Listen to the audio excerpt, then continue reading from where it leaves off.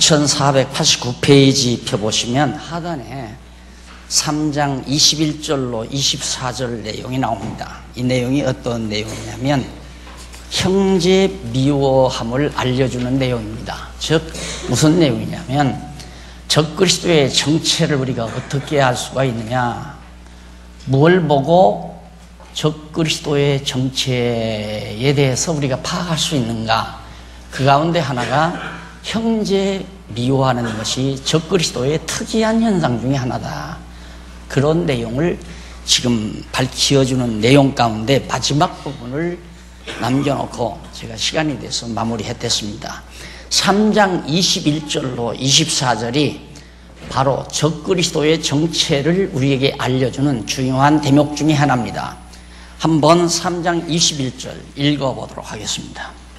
3장 21절에 보면 사랑하는 자들아, 만일 우리 마음이 우리를 책망할 것이 없으면 하나님 앞에서 담대함을 얻고 무엇이든지 구하는 바를 그에게 받나니 이는 우리가 그의 계명들을 지키고 그 앞에서 기뻐하시는 것을 행함이라. 우리 사랑하는 모든 형제들, 사랑하는 우리 성도들이 우리 마음이 늘 책망을, 내가 나 스스로를 책망할 것이 없다면 마음이 담대해진다. 그리고 하나님 앞에 간구하는 것을 그대로 받을 수 있다 이 말이죠. 기도 응답이 된다 이 말입니다. 이 말은 인간이 욕심을 품으면 마음이 평안하지를 않습니다. 늘 불안하고 욕심이 채워지기를 원하는 마음을 가지고 있기 때문에 사악한 생각이 자꾸 들어가요. 그래서 기도를 할 때에도 자기 욕심을 구하는 거죠. 내가 원하는 대로, 나 좋은 대로 해달라고 구하니까 그건 안 이루어지고, 하나님께서 주신 선한 마음, 평안한 마음을 가지고 하나님 앞에 구하면 그건 반드시 이루어지게 되어 있잖아요. 평안할 때 하나님께서 우리 안에 소원을 주어요. 간절한 소원을. 그런데 이 소원이 하나님을 기쁘시게 하는 소원이란 말입니다. 어떻게 하면 나를 기쁘게 할까가 아니라 어떻게 하면 하나님을 기쁘시게 할까 하는 그런 생각을 가지기 때문에 결국 소원도 어떻게 하면 하나님을 기쁘시게 할까 하는 소원을 가지다 보니까 그건 반드시 이루어지게 되어 있잖아요. 하나님 기쁘신 대로 모든 일을 이루어가는 거니까, 거기 때문에. 그런데 그의 계명은 이것이다. 그러니까 하나님이 기뻐하시는 계명이 뭐냐, 하나님이 우리에게 하라고 하신 계명이 뭐냐면 곧 그 아들 예수 그리스도의 이름을 믿고, 예수 그리스도를 믿고 그가 우리에게 주신 계명대로 서로 사랑할 것이다 그 말입니다. 성도가, 그리스도 안에 있는 성도들이 서로 사랑하라는 것이 하나님이 기뻐하시는 일이다. 예를 들면 하나님이 나를 사랑해라, 나를 경외해라. 하나님은 우리가 하나님을 사랑하고 하나님을 경외하고 관계없이 하나님은 자충족하신 분이에요. 하나님은 만족하신다 이 말이죠. 그러니까 하나님이 기뻐하시는 일이 뭐냐면 우리 성도들끼리 서로 사랑하는 것이 바로 그것이 하나님이 기뻐하시는 뜻인데, 이걸 행하는 것이 하나님이 원하시는 일이고 하나님이 우리에게 명하신 계명이다라는 얘기입니다. 그러면서 그의 계명은 이것이니 곧 그 아들 예수 그리스도의 이름을 믿고, 그리스도 안에서 예수 그리스도를 믿으면서 그가 우리에게 주신 계명대로, 하나님께서 우리에게 주신 계명대로 우리 성도가 서로 사랑하는 것이다. 그의 계명들을 지키는 자는 주 안에서 거하고, 우리가 어떻게 주님 안에 거하는 걸 알 수가 있나?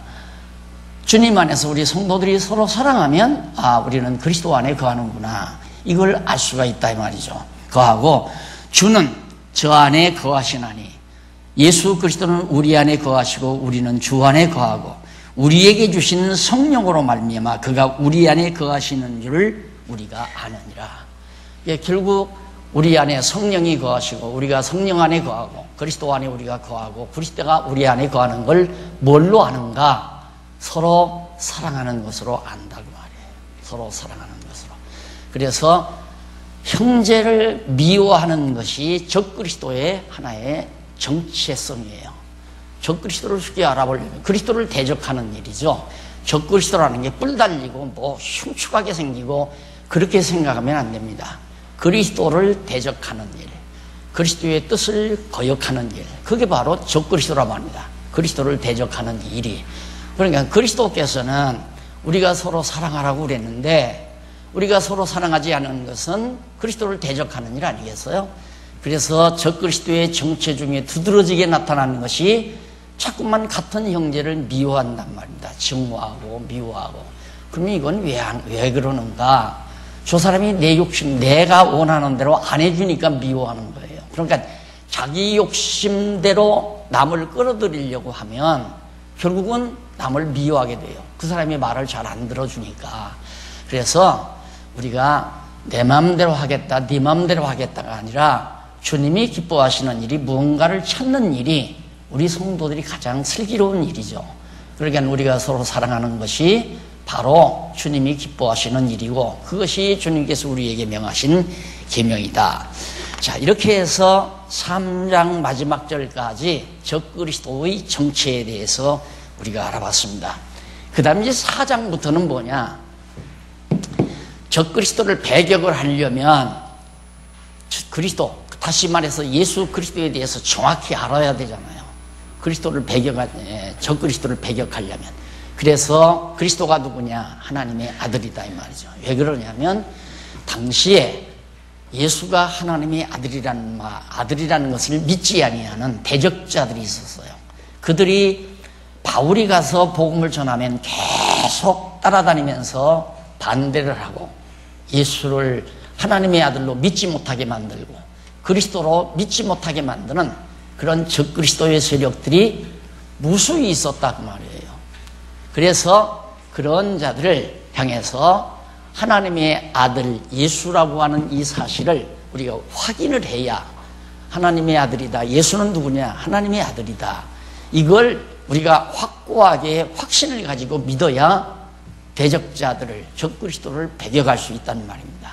예, 예수를 하나님의 아들로 믿으면, 그 하나님의 아들 안에 살면 우리가 서로 사랑하게 되고, 서로 사랑하는 사이에서는 그리스도 안에 우리가 거하고 우리가 그리스도 안에 거하고, 이래서 완전히 그리스도와 우리가 한 유기적 실체, 교회를 이루어가는 아름다운 결과를 맺어온다 이 말이에요.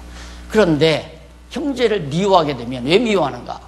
하나님의 아들이라는 걸 믿지 아니하니까. 예수가 하나님의 아들이라면 우리가 예수 그리스도를 믿음으로 말미암아 우리들도 하나님의 아들이 된 거거든요. 그러니까 그리스도 안에서, 예수 그리스도 안에서 우리가 다 형제란 말입니다. 그래서 형제는 서로 사랑해야 되는데, 형제가 아닌 다른 돌출뿌리가 들어오게 되면 형제를 이간시키고 형제여다우로 싸우고 서로 미워하고 증오하고 이런 결과가 나타난다 이 말이에요. 그래서 성령이 같은 그리스도의 영이 우리 안에 함께 거하시면 서로 사랑하게 되고 아끼게 되고, 그러기 위해서 하나님의 기쁘신 뜻을 우리가 이루어가게 된다. 그래서 4장 1절 한번 보시면은, 요한일서 4장 1절, 사랑하는 자들아 영을 다 믿지 말고 오직 영들이 하나님께 속하였나 시험하라. 많은 거짓 선지자가 세상에 나왔음이니라. 자, 영을 다 믿지 말라. 이 말은 영이 많다는 얘기거든요. 그러니까 오늘 우리 인간들의 모든 행동이나 자세는 영의 역사예요. 우리 인간 안에서, 특히 우리 그리스도를 믿는 성도들 안에서는 성령이 역사한다 이 말입니다. 그러면 성령이 역사하면 성령의 열매가 사랑과 희락과 화평과 자비와 양선 등등 아름다운 열매들 아니에요?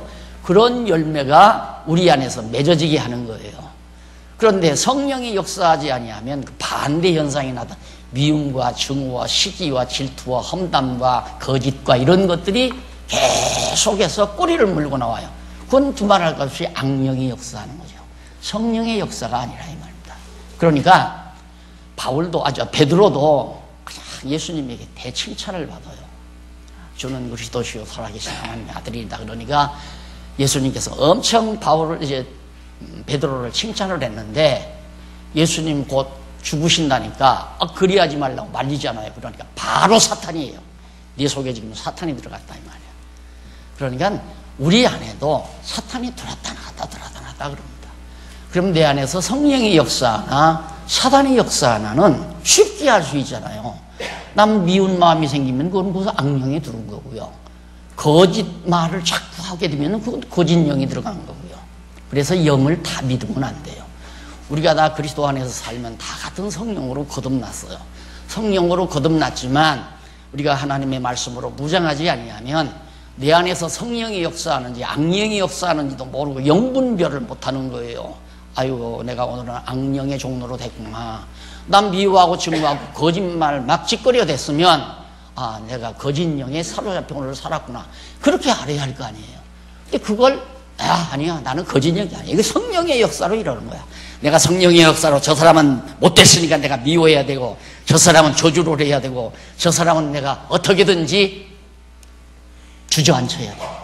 이렇게 미움과 증오가 자꾸 차오른다는 것은 악령이 계속해서 그 마음에서 주관한다는 얘기거든요. 성령이 주관하면 그런 마음을 먹었다가도 깜짝 놀라죠. 아이고, 내가 왜 이래? 내가 왜 이렇게 미운 마음이 들어가서 얼굴이 푸르륵 내 이게 왜 이럴까? 정말 왜 이럴까? 뭐 그렇게 구태여 어렵게 생각할 것 같고 바로 악령이 내 안에서 역사했구나. 이렇게 생각하면 돼요. 악령이. 그러니까 성령의 역사와 악령의 역사는 순식간이에요. 순식간. 베드로 안에도 악령의 역사잖아요. 이 사탄아 불러가라 그러잖아요. 오늘 우리도 정말 거짓 영에 사로잡혀서 적그리스도 역할을 하는 자들이 많이 있으니까 예수를 아들로 시인한다면은 그건 하나님의 아들을 예수로 믿는 사람은 적그리스도를 대적할 수 있는 거다 이거예요. 그래서 적그리스도를 배격하기 위해서는 우리가 철저하게 복음 진리를 통해서 예수가 하나님의 아들임을, 그럴 수밖에 없죠. 당시 유대인들이 예수를, 메시아를 한동안 기다렸잖아요. 로마 학정 속에서 기다려가지고 이제 정말 왕권을 가지고 메시아가 나타날 줄로 그렇게 생각을 했는데, 예수님이 왕권을 가지고 오시는 게 아니라 나사렛촌에서 처녀 마리아의 몸에, 그것도 말구 위에, 베들레헴 말구 위에 처참하게 태어났다 이 말이죠. 목수의 아들로 자라난 예수가 갑자기 내가 하나님의 아들이다 그러니까 안 믿죠. 그래서 그 유대인 회의에서, 즉 산헤드린 공회, 유대인 회의죠. 유대인들의 장로, 제사장, 바리새인, 서기관들, 끄릿끄릿한 정치 지도자들, 그들로 이루어진 큰 유대인 회의가 앞장서 가지고 예수를 정말 십자가에 못 박는데 앞장섰잖아요. 그것도 자기들만이 아니라 로마 제국주의자들을 등에 업고. 그러니까 예수를 그리스도로 못 믿게 하는 거죠. 하나님의 아들로 절대 인정하면 안 돼요, 그 사람들은. 근데 우리 안에도 가끔 그런다 이 말이에요. 우리 안에도. 내가 미워하는 사람도 하나님께서는 사랑해서 그를 위해서 당신의 독생자 예수 그리스도를 보내가지고 피 흘려 죽게 하셨다는 사실을 얼른 생각한다면, 아이고 내가 왜 이렇게 미워하지? 다 하나님 안에서는 형제인데, 그리스도 안에는 다 같은 형제인데 내가 왜 저 형제를 미워하고 증오할까? 얼른 생각해야 되는데 그 영분별을 제대로 못하니까 여전히 남 미워하고 증오하고 시기하면서도 여전히 나는 성령이 역사한다고 생각하는 거죠. 아니에요. 나라도 지금 이 순간 누구를 미워한다면 그때 순간 악령이 들어와 있는 거예요.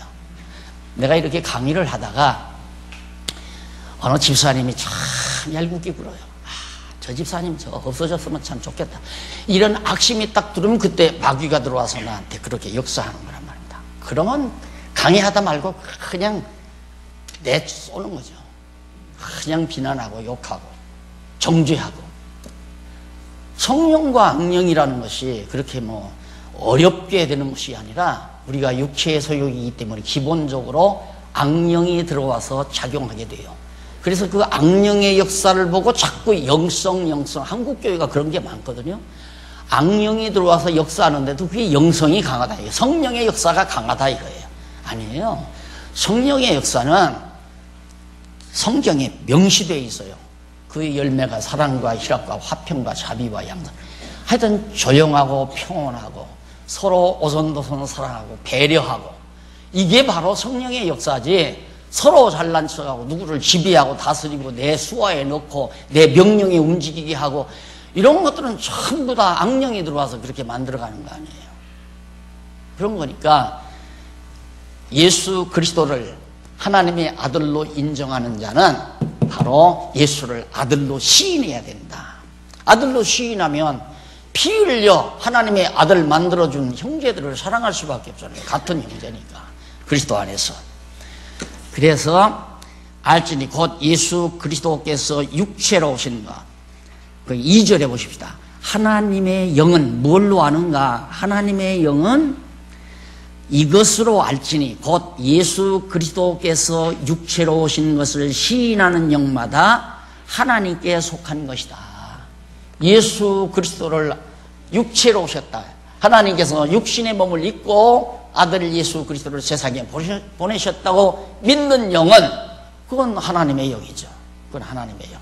그래서 예수를 시인하는 영, 이것이 진짜 영이기 때문에 예수를 그리스도로 믿지 아니하고 하나님의 아들로 받아들이지 아니하는 자들은 적그리스도의 행태다라는 얘기예요. 그래서 예수를 시인하지 아니하는 영마다 하나님께 속한 것이 아니니 이것이 곧 적그리스도의 영이니라. 하나님의 아들로 시인하지 아니하면, 예수를 시인하지 아니하면 그건 적그리스도라 이 말이에요. 그래서 예수를 그리스도로 믿지 못하게 하고, 그런데 우리는 그냥 계속 예수는 그리스도야, 하나님의 아들 그리스도야, 그렇게 믿으면서도 내 안에 하나님께서 주신 계명 서로 사랑하지 못한다면 역시 내 안에 악령이 역사하는구나, 사단의 영이 역사하는구나, 적그리스도의 영이 내 안에서 작용하는구나. 그래서 하나님의 교회를 시끄럽게 만들고 하나님의 교회를 정말 소란스럽게 만들고 서로 싸우게 만들고 서로 다투게 만들고, 이것이 다 악령이. 왜? 악령은, 적그리스도의 영은 이 지상에 교회가 무너나는 걸 기본으로 해요. 교회가 서지는 걸 절대 원하지 않습니다. 적그리스도의 영은. 왜? 그리스도의 몸된 교회니까 교회를 무너뜨려야 되잖아요. 그래서 교회를 무너뜨리는 방법은 서로 반목지시하는 것이 교회를 무너뜨리는 방법이란 말입니다. 그게 악령의 역사가 그렇게 작용하는 것이다. 그러면서 그리스도의 영이니라 오리라 한 말을 너희가, 적그리스도가 온다고 예수님께서도 말씀했지만은 이미 들었거니와 이제 벌써 세상에 있느니라.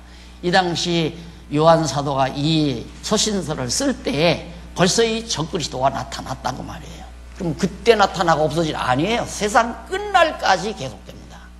이 적그리스도의 역사는 세상 끝날까지, 주님 오시는 날까지. 그래서 막판에는 주님 오시기 직전에는 교회가 없어져 버려요. 이 지상에 완전히 교회가 없어져 버려요. 전혀. 그리고 적그리스도가 음녀죠. 이 음녀 권세가 짐승과 야합해서 온 세상을 거머쥐게 됩니다. 그때 예수님께서 적그리스도를 다 처단해버리고 승리를 선언하시게 되는 거죠. 자, 이렇게 해서 이 지상에 교회가, 주님의 몸된 교회가 있는 한 적그리스도는 교회 안에 언제나 침투해 들어와 있다. 적그리스도는 언제나 적그리스도의 영이 성도들의 마음을 노리고 있다. 언제 들어가는가? 조금이라도 마음속에 아이고 저 미워 죽겠네, 이 마음 들어가면 옳다 그러고 싹 들어가는 거죠. 그래서 쑥 들어가서 그냥 밤새면 이래서 믿고 저건 이래서 믿고 저건 이래서 좋고 저건 망해야 되고 저건 없어져야 되고, 이런 사악한 생각을 계속해서 밤새고 하게 돼요. 그래서 온갖 음모를 꾸며내고 온갖 거짓을 자아내서 어떻게든지 상대를 멸망시키려고 하는 그런 행태를 이 적그리스도의 영이 우리 성도들 안에서 작용한다 이 말이에요. 그래서 우리 성도들은 내 마음 가운데 어두운 생각이 들어오거든 소스라치게 놀라야 돼. 내가 왜 이럴까? 내가 왜 저 사람을 미워할까? 저분도 예수님께서 피 흘려 죄를 사해 주신 하나님의 아들인데 나도 하나님의 아들이고 저분도 하나님의 아들인데 내가 왜 미워해? 미워할 이유가 없다. 내가 미운 마음이 생기는 것은 악령이, 어두운 영이, 적그리스도의 영이 내 안에서 작용하기 때문이다 라는 얘기입니다. 자, 이렇게 해서 이제 들었거니와 이제 벌써 세상에 나타났다라고 전하자, 적그리스도가 나타났다고 확인시켜 주잖아요. 4절에 한번 보십시다. 4절부터 그 이하 6절까지는 교재가 9496페이지 하단에 보면 4장 4절로 6절에 하나님께 속해 대적자를 이기고 말씀 듣는 것을 알려줌. 그러면 우리가 이 대적자, 적그리스도를 배격하는 유일한 방법이 뭐냐? 하나님께 속해야 돼요. 하나님 안에 살아야 된다. 이 하나님께 속해서 대적자, 적그리스도를 이겨야 돼요. 적그리스도에게 넘어가면 안 된단 말입니다. 적그리스도를 이기고 계속해서 누구 말? 하나님의 말씀을 들어야죠. 계속해서 하나님의 말씀. 사람도 그렇습니다. 친구가 10명이에요. 친구가 10명인데 인간이기 때문에 삼각관계가 있을 수 있잖아요. A라는 친구가 C라는 친구를 미워해요. 그런데 B라는 친구는 C라는 친구를 좋아해요. 그러면 어떻게 해서 자꾸 A라는 친구가 C라는 친구를 불러가지고 계속 같이 다니면서 얘기합니다. 앉았을 때나 섰을 때나 걸어갈 때나 알 것 없이 계속 그 C라는 친구가 아주 못됐어. 어떻고 언제 너희들은 뭐 아주 나쁜 사람이라고 욕을 하더라. 이래가면서 계속 며칠만 가면 원수가 돼버려요. 그냥. 그래서 누구 말을 듣고 사는가가 굉장히 중요합니다. 사람 말 들으면 안 돼요. 사람 말은 언제나 자기 이권이 이면에 깔려 있어요. 자기 좋은 대로. 이렇게 되면 참 나는 좋겠다. 이런 이면이 깔려 있기 때문에 언제나 그게 묻어나와요. 사람 말은. 그러나 하나님의 말씀은 그런 게 없잖아요. 순수하잖아요. 깨끗하잖아요. 그래서 하나님의 말씀은 계속 들어야 돼요. 사람 말 들으면 안 돼요. 사람 말 들으면. 사람은 언제, 이 박용기도 언제 마귀짓 할지 몰라요. 순간이에요. 마귀짓 하는 건. 악령이 딱 들어와버리면, 적그리스도의 영이 딱 들어와버리면 벌써 사람을 이간 붙이는 일부터 하잖아요. 뱀 보세요. 뱀의 에덴 동산에 가서 하나님과 하와를 이간시키잖아요. 사람과 사람 사이를 이간시킨다는 것은 악령, 적그리스도의 영임에 그건 틀림없는 겁니다. 확실하고 분명한 거예요. 이간시키는 일은 그 뱀의 기능이거든요. 짐승권세의 기능, 거짓 영들의 기능. 그래서 이 화합은 안 그래요. 어떻게든 화합하게 하고 서로 이해하게 만들고 서로 사랑하게 만드는 것은 하나님의 말씀이고요. 그래서 여기 하나님의 말씀을 듣고 살아야 되는 걸, 그걸 강조합니다. 한번 읽어보십시다. 자녀들아, 너희는 하나님께 속하였고 또 저희를 이겼나니, 적그리스도를 이겼다. 대적자들을 이겼나니 이는 너희 안에 계신 이가 세상에 있는 이보다 크십니다. 어떻게 해서 너희들이 적그리스도를 이겼느냐?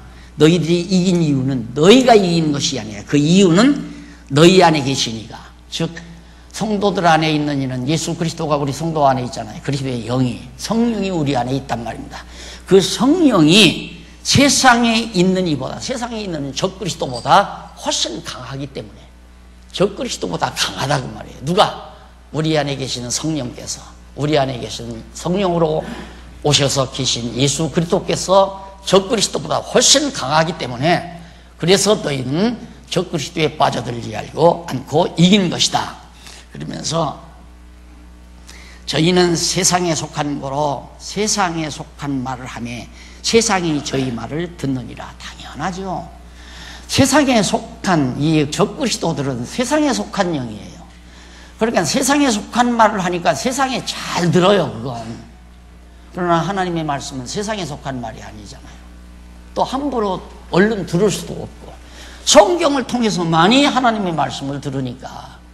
그러나 적그리스도의 영들은 세상적인 말이에요. 봐라, 사람이나 인간이나 이렇기 때문에 이래야 된다, 이래야 된다, 이것도 이렇고 이것도 있고 하면 다 합리적으로 맞는 것 같아요. 그 말이 옳구나, 정말 맞아, 정말 잘못됐네, 정말 좋으네, 이렇게 해서 다 공감해가지고 세속적으로 자꾸 빠져들어가잖아요.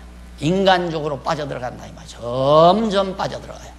그것이 기독교 2000년 역사도 바로 그렇게 되져버린 거고, 인류 역사도 역시 마찬가지로 세상에 속한 거짓 영들이 모든 인간들을 유혹해서 노아 홍수도 맞이하게 하고 소돔 고모라 성 멸망도 맞이하게 하고 세상 마지막 불로 심판하는 심판도 맞이하게 하는 그런 결과를 거짓 영, 적그리스도의 영들이 작용하는 것이다. 그래서 하나님께 속하였다면 하나님의 말씀을 들어요. 그러니까 우리 영들 쉽게 분별할 수 있잖아요. 성경을 읽다가 성경을 배우다가 아이 맞다. 그리고 내가 공감하고 받아들이면 그 성령의 역사예요. 그런데 나는 여기는 아니야. 내가 비록 누구는 미워하고 누구는 좋아하고 하지만 나는 여기에 속하지는 않았을 거야. 자기를 자꾸 빼돌리는 것은 사단의 유혹에 빠지는 거예요. 그리스도 안에서 같은 형제라면 사랑한다는 것은 당연한 거예요. 당연한 거. 서로 사랑한다는 것. 사람이란 이제 보통 그렇습니다. 인간적으로 이렇게 보면 강자, 신앙적으로 강하게 서 있으면 상대들의 단점을 보려고 안 해요. 저분이 지금 저렇게 해도 과거에는 이렇고 했는데 자꾸 장점을 자꾸 기억하게 돼요. 그럼 미운 마음이 없어지기 위해서 장점을 기억하는 것이 아니라 성령께서 그 사람의 장점을 자꾸만 기억하게 하니까 미운 마음이 사라져 버려요.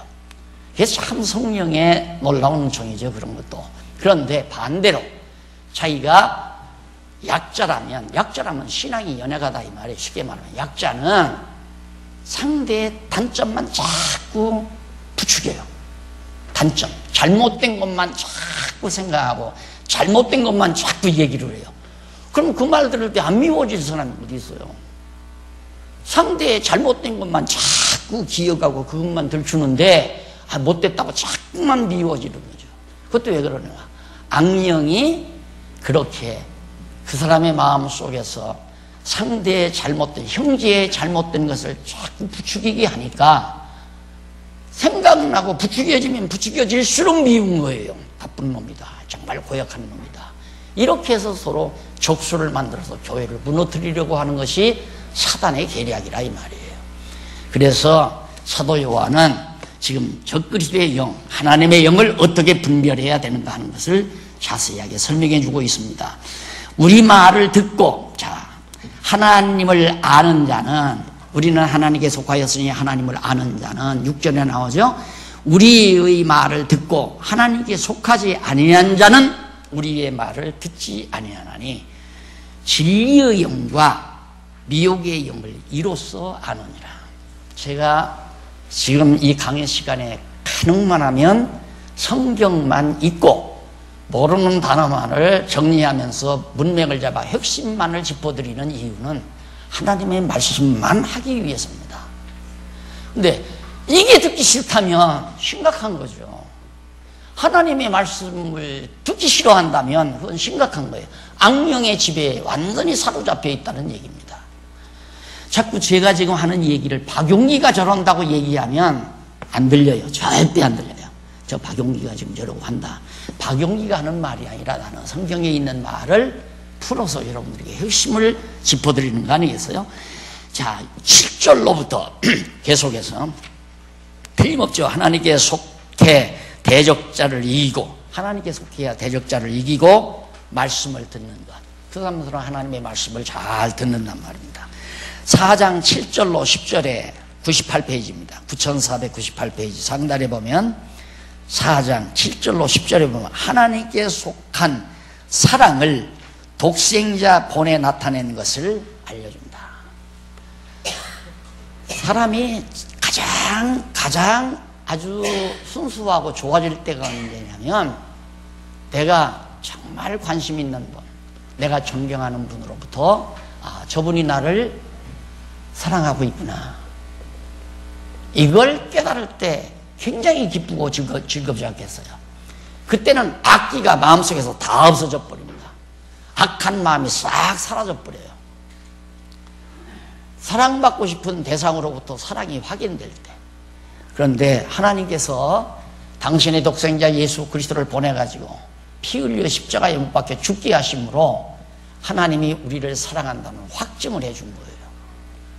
그러면 여러분 자녀 키워봤지만은 자녀들을 키우다가 큰아이가 공부를 참 잘해왔어요. 그럼 큰아이를 칭찬하고 큰아이를 두둔하고 큰아이에게 가까이 하는 걸 보면 바로 동생이 시기 질투해서 짜증을 부립니다. 당연한 거 아니겠어요? 또 동생이 공부를 잘해와서 동생에게 칭찬을 하고 동생에게 부모가 관심을 보이면 언니가 짜증을 부려가지고 나중에 동생하고 싸우게 됩니다. 그러나 두 자녀들이 어머니 아버지가 자기들을 사랑한다는 확증만 떨어져 버리면 둘이 절대 싸우질 않아요.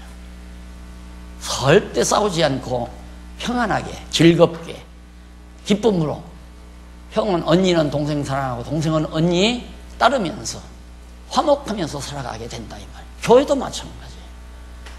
하나님의 사랑을 확인 못 받은 자들이 짜증이 나서 형제를 미워하는 거지, 하나님의 사랑을 확증받았으면 누구 미워할 사람이 있어요? 설령 미운 짓을 해도 뭔가 이해를 하고 그걸 소화를 하면서 짜증이 그치기를 바라고 격려해주고 부추겨주고, 그게 사랑을 깨달은 자의 성숙된 자의 자세 아니겠어요? 문제는 하나님의 사랑에 달려있어요. 내가 하나님의 사랑을 확실히 깨달았느냐 안 깨달았느냐. 하나님의 사랑에 확증을 받아버리면 만족해버리잖아요. 더 이상 더 욕심 부릴 게 없잖아요. 최고잖아요. 욕심이 없으면 마음에 악한 마음이 있을 수가 없고, 악심이 없다는 말은 사단이, 거짓 영이 내 마음에 들어올 수 없다는 얘기예요. 그래서 은혜와 평강, 사랑 이런 것들은 다 성령께서 우리 안에 맺어지게 만드시는 놀라운 역사라는 걸 알 수가 있습니다. 그래서 계속해서 거의 7절 이하에 7절 이하에 보면, 사랑하는 자들아 우리가 서로 사랑하자.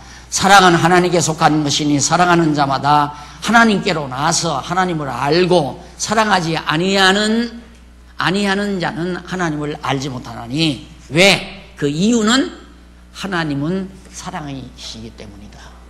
하나님이 엄청난 사랑의 본체이신데 하나님을 알았다면서 어떻게 형제를 미워할 수 있느냐, 지금 그 얘기 아니에요. 하나님께 속한 자는 당연히 사랑하고, 하나님께 속하지 아니한 자는 당연히 형제를 미워하고, 이렇게 된다는 얘기죠. 그래서 하나님의 사랑이 우리에게 어떻게 나타난 바 되었으니, 이렇게 나타난 바 되었으니, 하나님의 사랑이 우리에게 나타났다. 어떻게? 이렇게 나타났는데, 하나님이 자기의 독생자를 세상에 보내심은 저로 말미암아 우리를 살리려 하심이니라. 왜 예수 그리스도를 육신을 입으시고 세상에 보냈는가? 우리를 살려주려고.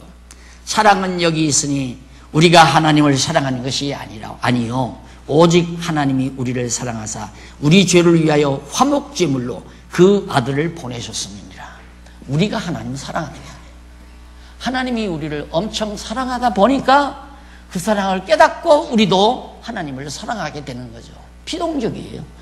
우리가 하나님을 사랑하는 건 피동이고, 하나님이 우리를 사랑하는 건 능동적이고 주권적이고, 하나님이 우리를 사랑해서 그 사랑의 힘으로 사랑을 깨닫고 하나님을 사랑하게 만드시는. 그런데 유교적인 원리는 그렇습니다. 자녀들에게 너 부모에게 효도하라 이거예요. 효도하라. 명제적으로 그렇게 규제를 해서 규범을 만들어서 자식들은 부모를 효도하게 만들죠. 근데 성경은, 성경적인 원리는 그게 아니에요. 부모들이 자녀들을 사랑으로 잘 양육을 하면 사랑 안에서 자라나는 자녀들은 나는 이 다음 커서 엄마를 어떻게 기쁘시게 할까? 나는 이 다음 커서 아버지를 어떻게 기쁘시게 할까? 이런 생각을 계속 뇌리에 새기고 산다 이 말이에요. 그러다 보면 효자가 되는 거예요. 효자가. 그런데 부모의 사랑을 못 깨달으면 불효자가 되는 거고, 아버지는 아버지 세대 사세요. 나 간섭하지 마세요. 딱 해버리잖아요.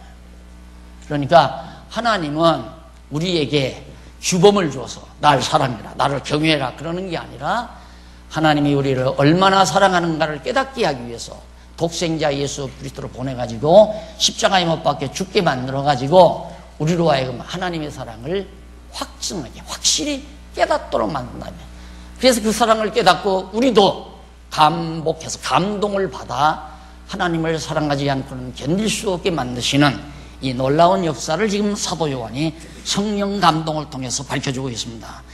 그러면서 11절로 13절에 보면 99페이지, 9499페이지 하단에 보면 4장 11절로 13절 나오죠. 사랑하는 자는 성령을 주어 하나님과 하나됨을 알려준다. 그래서 그럼 하나님이 우리를 사랑했다는 걸 뭘로 하는 거예요? 하나님이 형상이 없잖아요. 하나님은 형상이 없단 말입니다. 형상이 없으니까 하나님의 영을 우리 안에 딱 주어요. 성령을 우리 안에 부어주셔서 하나님과 우리가 하나라는 거. 너와 나는 남남이 아니라 아버지와 아들 사이 하나다 이거예요. 하나님의 아들. 하나다. 이걸 깨닫도록 그렇게 해주신다. 그래서 우리 안에 성령이 거하신다는 말은 하나님의 자녀라는 확증이고, 성령이 거하다가도 하나님의 말씀으로 무장하지 않으면 순간 거짓 영들이 들어와서 나를 거짓 것들의 종로로 타게 만드는, 그래서 사악하게 만들고 욕심부리게 만들고 거짓말하게 만들고 그리고 온갖 계략을 꾸미게 만들고, 그게 악령들이 그렇게 해서 교회를 완전히 어지럽게 주님의 몸을 다 망가뜨리게 하려는 계략을 꾸미게 되는 거라 이 말이에요. 그래서 하나님께서 우리를 사랑한 것을 그리스도 십자가로 확인시켜주고 그걸로 끝낸 것이 아니라 그리스도가 승천하셔서 보혜사 성령 보내잖아요. 왜? 우리 안에 거하게 하려고. 왜 우리 안에 거하게 하려고? 하나님과 우리는 하나다라는 사실을 알게 하기 위해서. 그래서 11절 사랑하는 자들아, 하나님이 이같이 우리를 사랑하셨은즉 아들도 보내고, 아들을 보내서 사랑을 확인하셨은즉 우리도 서로 사랑하는 것이 이건 당연한 거예요. 마땅한 거예요. 미워하지 말고 서로 사랑하는 게 마땅하다 이 말이에요. 근데 우리들이 이제 우리가 만약에 이 성경을 잘 모르면 그냥 미워하는 것도 미운 짓 하는데 어떻게 미워해요? 부모가 자식 미워하면서 당연하게 생각하잖아요. 여러분 롯데그룹 지금 보잖아요. 아버지하고 둘째 아들하고 지금 완전히 재판 벌어지고 막 고소고발하고 난리치잖아요. 아들과 아버지인데도 그 악령들이 그렇게 다 서로 시기 질투하게 하고. 왜? 그러면 재산 덩어리가 있으니까. 엄청 큰 재산 덩어리 아니에요. 그래서 언제나 우리 성도들이 지혜로움은 돈 있을 때 조심해야 되고, 사람 많이 모였을 때 조심해야 됩니다. 사람 많이 모였을 때 걷어잡으려 하지 말고, 다 내 말 잘 듣게 만들려고 하지 말고, 또 돈이 많이 모여졌을 때 내 마음대로 쓰려고 욕심 부리지도 말고, 그건 바로 마귀가 가져다 주는 거예요. 마귀가. 그건 다. 그러니까 그 아름다운 가문이, 롯데그룹 가문이 완전히 망가져 버리잖아요. 그래서 거기 보면 마땅하다. 당연히 서로 사랑하는 것이 마땅한데, 어느 때나 하나님을 본 사람이 없을 때 만일 우리가 서로 사랑하면 하나님이 우리 안에 거하시고 그의 사랑이 우리 안에 온전히 이루느니라.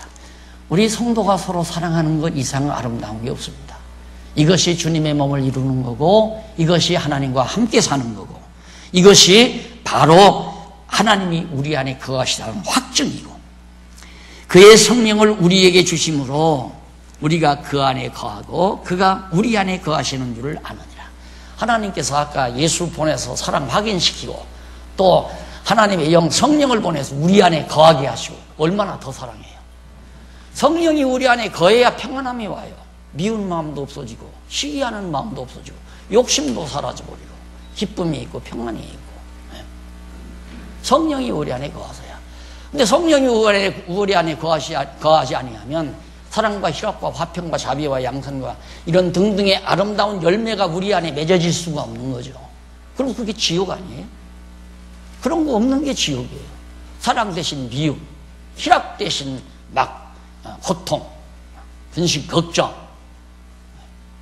진노, 화, 분음 이런 것들로 우리 안에 가득 채워져 있다는 것은 성령이 우리 안에서 떠나고 거짓 영, 사단의 영이, 마귀의 영이 우리 안에 들어와서 작용한다는 얘기가 되는 겁니다. 그래서 온전히 우리 안에 온전히 이루신다. 그러면서 13절 그의 성령을 우리에게 주심으로 우리가 그 안에 거하고 그가 우리 안에 거하시는 줄을 아느니라. 성령을 우리 안에 주니까 난 하나님 안에 산다. 또 하나님이 내 안에 거하시다. 이걸 알 수 있다 이 말이죠. 그리고 계속해서 14절로부터 16절 14절로부터 16절 보면 9501페이지에 나오죠. 중간에 보낸 아들을 시인하는 자는 하나님과 하나됨을 알려줍니다. 보낸 아들, 하나님의 아들 예수를 이 세상에 보낸 아들을 육신을 입고 이 세상에 오신 예수를 시인하는 자. 아, 저분이 하나님의 아들이야. 말구 위에 누워 계신 아기 예수가 바로 하나님의 아들이고, 역시 광야에 와서 외치는 분이 바로 하나님의 아들이고, 그분을 하나님의 아들로 시인하는 자는 하나님과 하나 된 것이다. 예수를 그리스도로 믿는 것은 하나님과 하나 된 거예요. 하나가 됐으면 그걸 뭘로 하는가? 항상 하나님이 내 안에 거셔서 성령이 내 안에 있으므로 성령의 열매가 내 안에서 이루어지면 하나님과 하나 된 거예요. 그런데 성령의 열매가 내 안에 있다가도 순간 기쁘고 즐겁고 평안하고 항상 하나님 앞에 감사가 넘치고 그랬던 생활이 어느 날 갑자기 없어져가지고 남 미워하고 증오하고 시기하고 질투하고, 이건 벌써 성령이 내게서 떠나고 악령이 내 안에 들어와 있다는 얘기가 된다 이 말이에요. 그래서 그걸로 우리는 알 수가 있다. 14절 보낸 아들을 시인하는 자는 하나님과 하나 됨을 14절로 오십시다. 14절 보면 여기 아버지가 아들을 세상의 구주로 보내신 것을 우리가 보았고 또 증거하노니, 예수님 하나님이 보내신 것 우리가 사도 요한이 눈으로 보지 않았어요. 그리고 그가 하나님의 아들임을 증거했는데, 누구든지 예수를 하나님의 아들이라 시인하면 하나님이 저 안에 거하시고 저도 하나님 안에 거하느니라. 자, 그러면 하나님의 아들이라고, 예수가 하나님의 아들이라고 시인하면 하나님이 우리 안에 거하시고 또한 우리가 하나님 안에 거한다. 이 둘은 어떤 조건이 아니에요. 조건으로 해석하면 안 돼요. 내가 지금 정말 하나님의 아들이라 시인하면 하나님이 서로 내 안에 거하시고 저도 내 안에 거하느니라. 하나님이 내 안에 거하면 하나님이 하나님의 계명을 지키도록 서로 사랑하도록 할 거 아니에요. 형제가 서로 사랑하도록 하나님이 내 안에 거하시니까, 또 하나님 안에 거하니까. 내가 늘 강조하지만 형제가 많은 형제가 어머니 아버지가 살아있을 때는 형제 싸움 별로 안 벌립니다. 형제 싸움 자꾸 벌리다 보면 아버지한테 미움받으니까, 미움받으다 보면 재산 분할할 때 여파가 생기잖아요. 그러니까 절대 어머니 아버지 살아계실 때 안 싸워요. 네.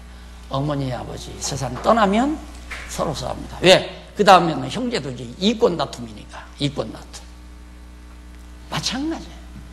우리가 하나님 안에 거한다면 싸움이 없죠. 항상 평안하고 기쁘고 즐겁고 감사가 있고,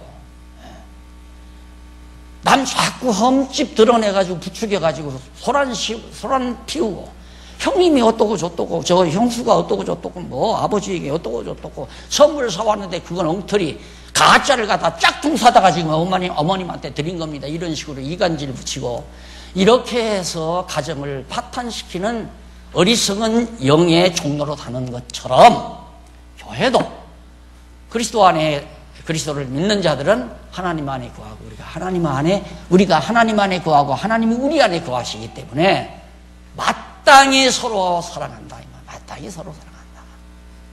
이 마땅히 서로 사랑해야 되는데 사랑하지 않는 것을 보면 우리가 아하, 저 악령이 역사하는구나 이렇게 생각하면 정확한 판단이에요. 그 다음에 누구든지 예수를 하나님의 아들이라 시인하고 16절 하나님이 우리를 사랑하시는 사랑을 우리가 알고 믿었노니 하나님은 사랑이시라. 사랑 안에 거하는 자는 하나님 안에 거하고 하나님도 그 안에 거하시느니라. 하나님 안에 거하는, 사랑하는 자라야 하나님 안에 거하는 거예요. 사랑하지 아니하는 자는 하나님 안에 거하는 게 아니죠. 이로써 이렇게 하나님 안에 사랑 안에 거하는 자, 사랑 안에 거하는 자는 하나님 안에 거하고 하나님도 그 안에 거하시느니라. 이것으로서 사랑이 우리에게 온전히 이룬 것은 우리로 심판날에 담대함을 가지게 하려 함이니 주의 어떠하심과 같이 우리도 세상에서 그러하니라. 예? 결국 우리가 서로 사랑하면 심판날 담대하죠. 서로 사랑하면 다 덮어지잖아요. 사랑은 허다한 허물을 덮는다. 덮지 못할 허물이 없죠. 사랑으로서 못 덮는 허물 하나가 있다면 그건 예수를 그리스도로 믿지 아니하는 죄는 그건 덮을 수가 없어요. 근데 예수를 그리스도로 믿지 않는 것은 사랑하지 않는 거기 때문에 그것도 성립이 안 되지만 용서되지 못할 죄는 예수를 그리스도로 믿지 않는 죄밖에는 없어요. 사랑은 모든 허물을 덮어버린다 이 말이에요. 덮어. 근데 그것을 자꾸 들추어낸다는 것은 악령의 역사죠. 사단의 역사. 그래서 자 여기 계속해서 보면 이로써 사랑이 우리에게 온전히 이룬 것은 우리로 심판날에 그렇게 다 이제 담대하게 하려고 그랬다. 그러면서 18절 17절까지 세상에 그러하니라 하고 마쳤는데 그 다음 4장 여기 17절 나오잖아요.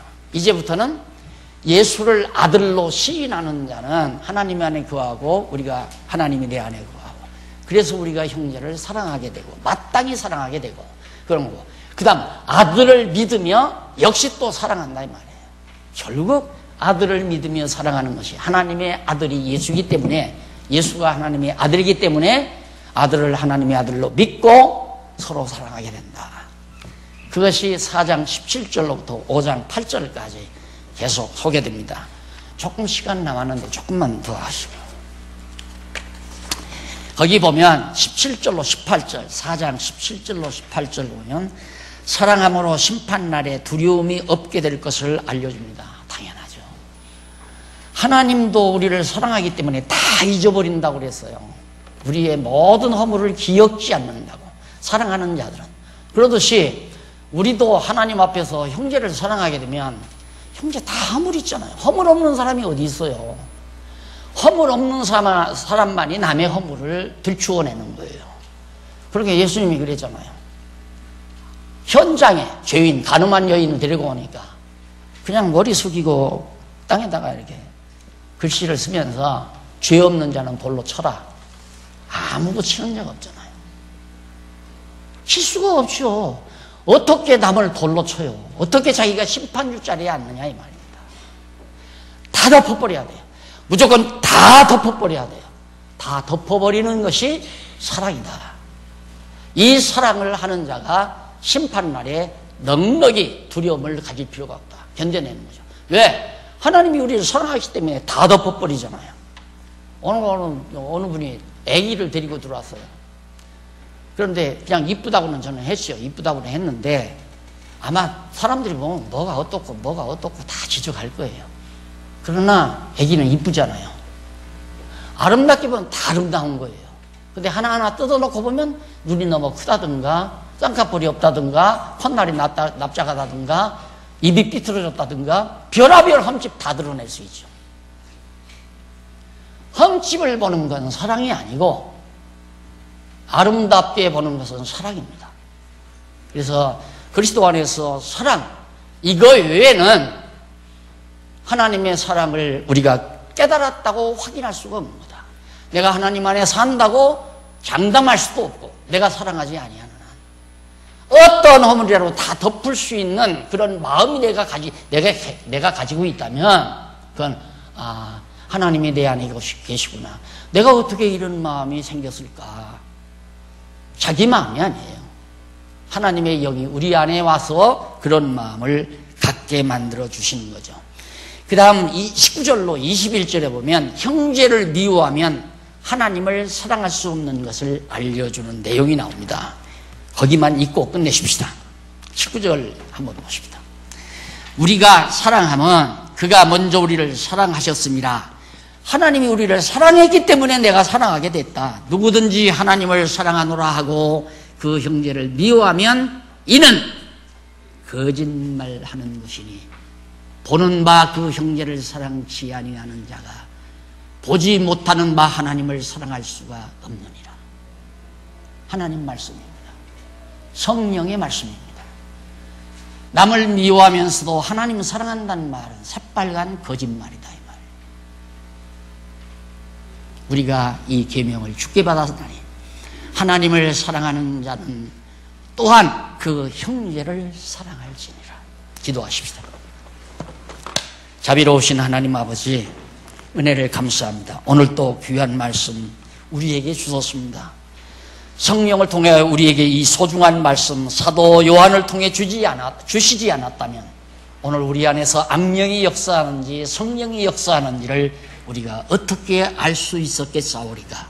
하나님 아버지여, 이 말씀 우리 심령 깊이 책임질되고 영혼의 큰 양식이 되게 하시옵소서. 예수님 이름으로 기도드립니다. 아멘.